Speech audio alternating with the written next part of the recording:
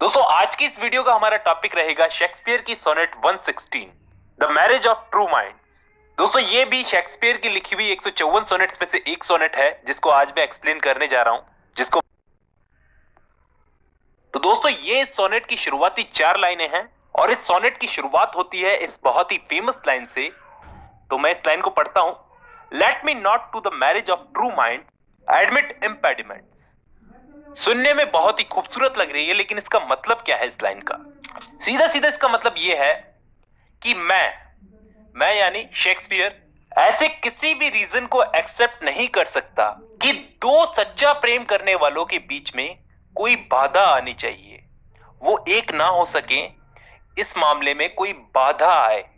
तो अब इसमें थोड़े वर्ड्स बता देता हूं। देखो, इम्पेडिमेंट्स का मतलब होता है किसी के बीच में रुकावट आ जाना, कोई बाधा आ जाना।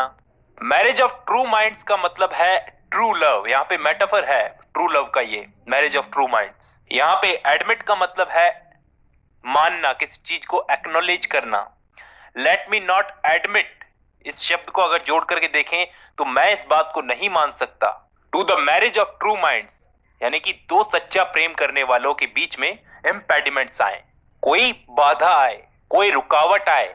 आगे बोलते हैं लव इज नॉट लव, प्यार प्यार ही नहीं है, which alters when it alteration finds, जो अपने प्रेम को बदलता देखकर खुद बदल जाए। ये अल्टरेशन का मतलब होता है बदलना।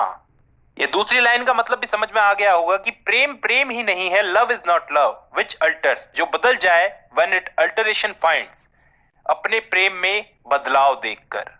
और bands with the remover to remove. वाह क्या बात बोली।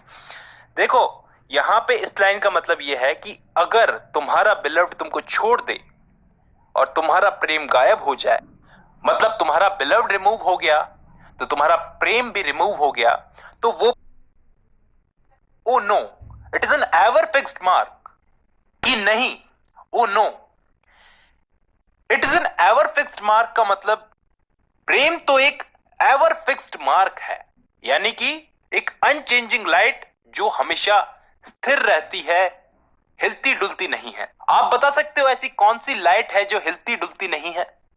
तो दोस्तों ध्रुव तारा, आसमान में ध्रुव तारा होता है ना जो हमेशा चमकता रहता है, उस तारे की बात हो रही है यहां पे। It is an ever fixed mark that looks on tempests and is never shaken, जो तूफानों में भी बिना हिले चमकती रहती है।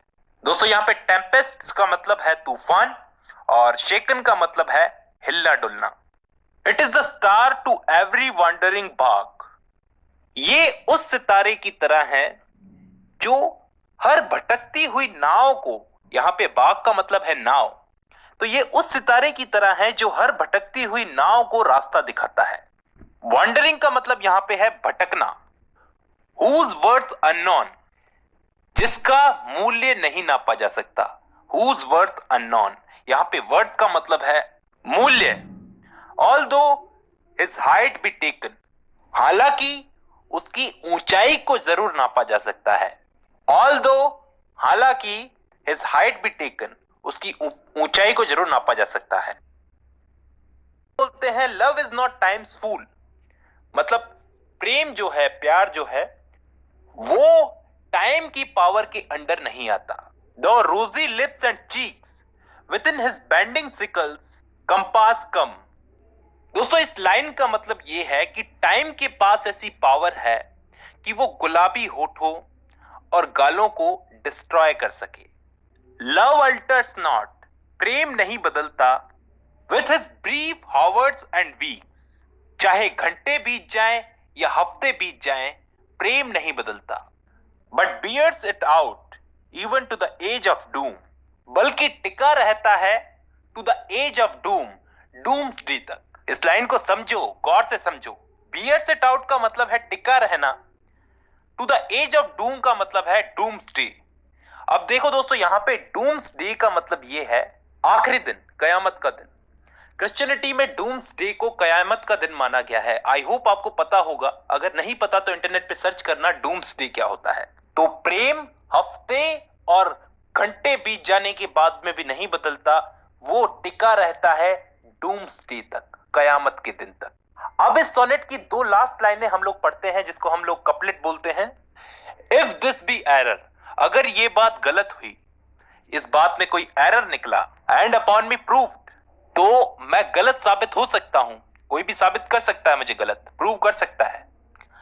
I never write nor no man loved, तो मैं ये समझूंगा कि ना तो मैंने कभी कुछ लिखा और ना कभी किसी व्यक्ति ने, किसी आदमी ने कभी प्रेम किया।